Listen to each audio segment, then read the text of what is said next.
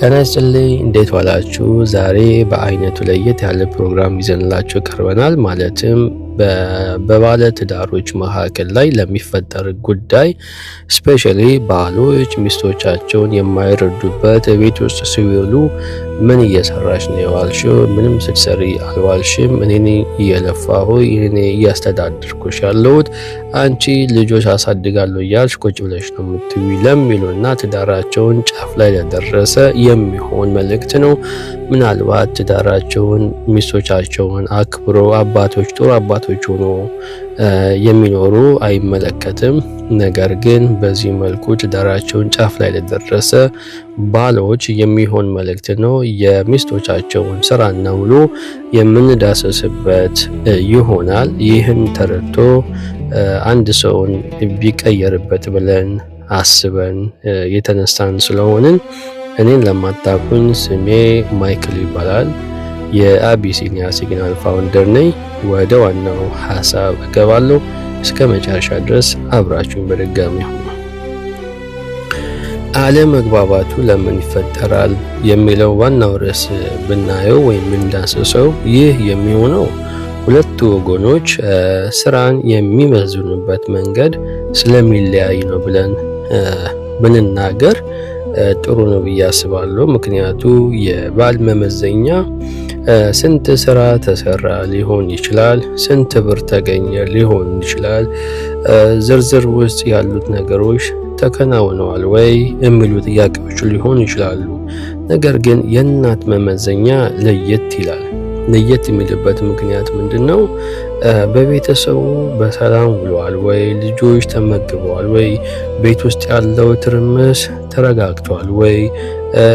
ብዙ ነገሮች ቀጠሮ ብዙ በቃ በወሬ እንኳን በእንደዚህ ሐሳብ ቢነሳ ምንድነው እየሰራች የምትውለው የሚለውን ነገር ብንቆጥር እውነት ለመናገር ቀናቶች ሁሉ አይበቁ ነው። ዕለታቶች ሁሉ በወራቶች ሁሉ የምንጨርሰው ነገር አይደለም። ምክንያቱ የእናትነት ስራዋ አያበቃም። ማናችንም እንደምናውቀው ሚስት የምትሰራው ስራ ከልጆች ጋር የምትውለውን ውሎ ማንም በቃል የሚገልጸው አይደለም። አንድና አንድ እግዚአብሔር ነው የሚረዳት ማለት ነው። ባልም አይረዳትም፣ ልጆቿም አይረዷትም።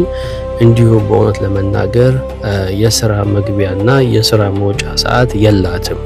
24 ሰዓት ሌሊት ልጅ ቢያለቅስ ተነስታ ልጁን አረጋግታ እንዲሁም ጠዋት ከልጆቹም ከባልም በፊት ተነስታ የምትሰራው ስራ ሁልጊዜ በተደጋጋሚ ያንን ነገር ስትሰራ ነው የምትውለው ማለት ነው፣ የምታድረው ማለት ነው።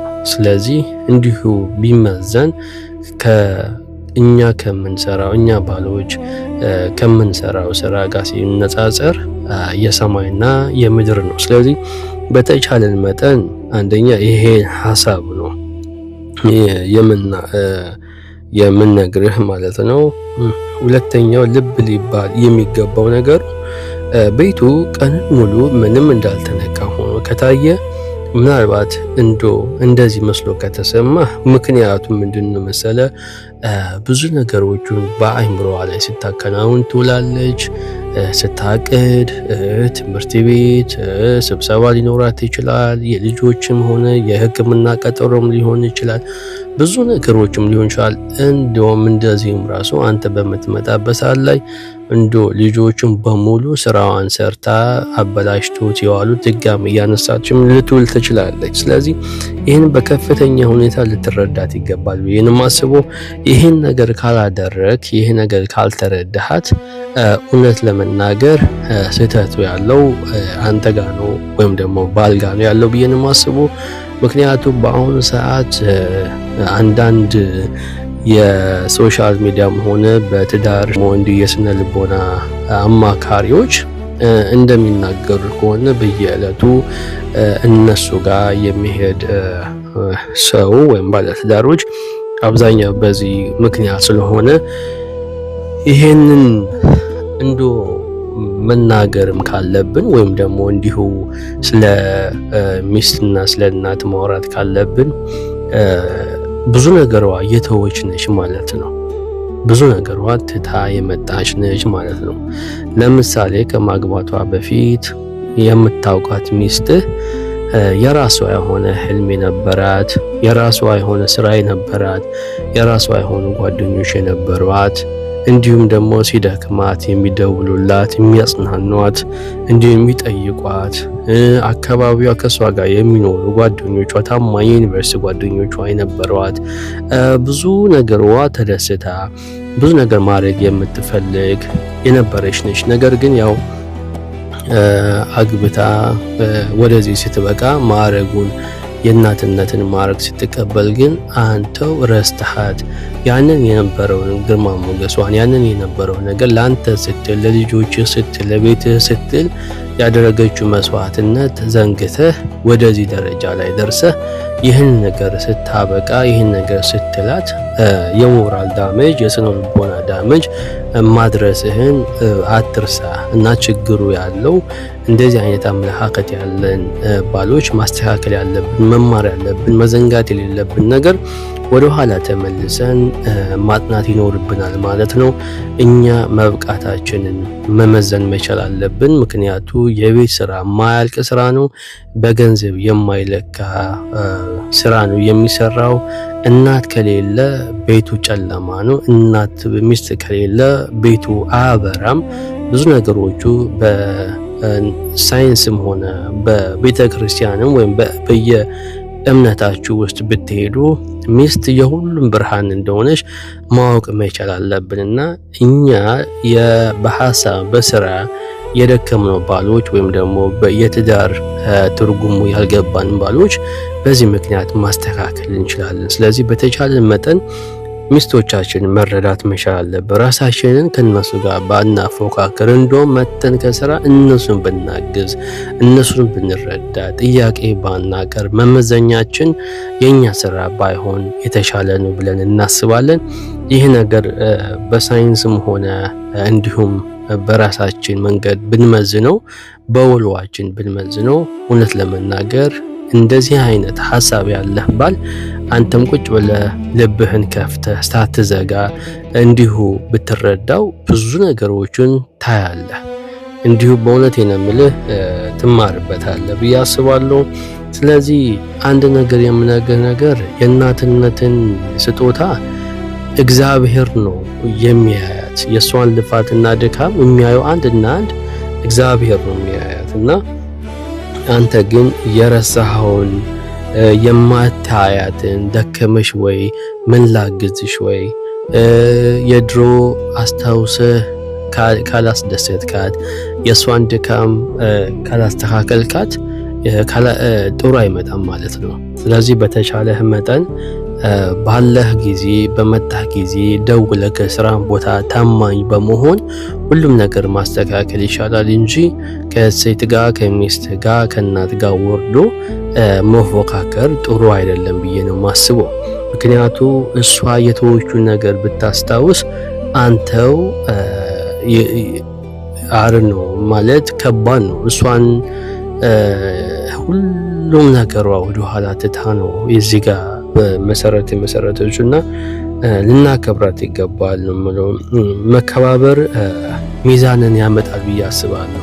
እሷም ስታከብር አንተም ስታከብራት፣ አንቺ ትብሽ አንተ ትብስት ብትባባል ልጆች ከናንተ ጋር ይማራሉ። ልጆቻቸው ደግሞ ለወደፊት ህይወታቸው ትዳራቸው ጥሩ ስነ ምግባራዊ ሁኔታ ይኖራቸዋል ማለት ነው እና የትዳር ሁኔታ ብዙ ጊዜ ባላስፈላጊ መንገዱ እንደዚህ በማለትና ዝቅ ብለን የሴትን ክብርና የሴትን ልፋት በማውረድ ትዳርን እየፈረሰ ስለሆነ በዚህ ወቅታዊ ጉዳይ ከዚህ ተምረን በቃል የማይገለጸውን ድካሟን ተረድተን አፕሪሺዬሽን አድርገን አክብረን በእውነት ሁሉም ነገር ከዚህ በፊት የምናደርግላት የነበረውን ቁንጅናዋን በእርግዝና ምክንያት ሳይበላሽ ቆዳዋን ስካርፕ ሳያወጣ እንዲሁም በተለያየ ነገር ምክንያት ለአንተ መስዋዕትነት ከፍላ ያመጣችው ነገር ሳንተው ያን ነገር እንደ መጀመሪያ እንዳገኘሃት ተሰምቶ እሷን አክብረህ ያንተ መሆኗን እርግጠኛ ማድረግ ያንተ ፋንታ ስለሆነ በዚህ መልኩ ህይወታችሁን ትዳራችሁን ሴቭ ብታደርጉ እንመክራለን ማለት ነው። ሌላ ቁም ነገሩ ምንድነው? ይሄን ካደረግ ይሄን ነገር ከወሰድክ እሷን ካከበርክ አጠገቧ ሆነ ከረዳሃት በእውነት ብዙ ነገሮቹ ከሷ ጋር ታገኛለህ ማለት ነው። እይታችሁ ለየት ባለ ይሆናል ማለት ነው። አነጋገራችሁ የሰከነ ይሆናል። ልጆቹ ከናንተ ጋር ይማራሉ። አልፎም ተርፎም ደግሞ እግዚአብሔር አደራ የሰጣትን ሚስትህ፣ ልጆችን ያሳቀፋትን ሚስትህ፣ ስልጣን በቤትህ የሰጣትን ሚስትህ ስታከብራት እግዚአብሔር ያንን ቤትም ያከብረዋል። አንተንም ያከብርሃል፣ ቤተሰቡንም ያከብረዋል። በረከት ይገባል፣ ጸጋ ይገባል፣ መተሳሰብም ያድጋል። ልጆች ትልቁም ነገር ደረጃ ላይ ይደርሳሉ። ስነ ልቦናዊ ሳይወዱ በአባትም በእናትም ፍቅር አግኝቶ ያድጋሉ። አንተም ደግሞ የኮራህ አባት፣ ጥሩ የሆንክ አባት፣ መልካም አባት ትሆናለህ ማለት ነው። መልካም ባለ ትዳር ትሆናለህ። ትዳርህ ይባረካል ማለት ነው እና ህይወቱ ሁሉ የተስተካከለ ይሆናል። ስለዚህ ባላችሁበት ሁኔታ ሳይሆን መቀጠል ያለባችሁ ሁል ጊዜ ችግራችሁን እየቀረፋችሁ መሄድ። ስፔሻሊ ይሄ ምንድነው የምናገረው እኔ በእውነት የምምላችሁ አቢሲኒያ ሲግናል የምናገረውና የሚያስተላልፈው መልእክት ዛሬ እኛ ወንዶች የወንድ ባህሪያችን መጽናት አለበት። የወንድ ባህሪያችን መልቀቅ የለበትም። የወንድ ባህሪ ማለት ቻይ ነው። ወንድ ባህሪ ማለት ብዙም ማያወራ ነው። ወንድ ባህሪ ማለት ብዙ ነገሮች አሉና ለሱ በሌላ ጊዜ እመጣበታለሁ። ዛሬው እናቶቻችን ሚስቶቻችን እናክብር፣ እንውደድ፣ ስራቸውን እናግዝ፣ እናበርታ፣ እናፍቅራቸው፣ እናመስግናቸው፣ አጠገባቸው እንቁም፣ ከነሱ ጋር እረፍት እንስጣቸው ነው የምለውና በዚህ መልኩ ብንረዳው ደስ ይለኛል። ይሄ ወቅታዊ ጉዳይ ስለሆነ ብዙ ትዳሮች በዚህ ምክንያት ጥሩ ደረጃ ላይ እየደረሱ ስላልሆነ ይህን መልእክት ለማስተላለፍ ስለወሰንን ነው። አብራችሁን እዚህ ድረስ ለነበራችሁ እያመሰገንን ይሄ የአቢሲኒያ ሲግናል ቤተሰብ በመሆን ኮፒ፣ ሊንክ፣ ሼር በማድረግ ይህን ነገር መረዳት ወይም ደግሞ ይሄ ነገር ያስፈልጋቸዋል የምትሏቸው ባሎችን በመላክ ሼር ያድርጓቸው፣ ሰብስክራይብ ያድርጉ፣ ቤተሰብ ይሁኑ። ሌላ እስክንገናኝ ድረስ ባላችሁበት ሁሉ ሰላማችሁ ይብዛልን። መልካም ሁሉ ይግጠማችሁ። ሰላም